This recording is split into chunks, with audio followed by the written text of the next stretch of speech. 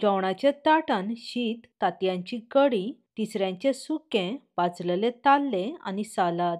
सामकी सिंपल पूण खूब रुचीक गोवन लंच थाली. कडयेचें वांटण करपाक नाल्लाची सोय, सुकी कोथमिऱ्यो, सुक्यो मिरसांग्यो, थोडीशी आमटाण, थोडीशी हळद, थोडेशें उदक आनी एक कांदो घालून सामकें बारीक वांटून घेवंक जाय.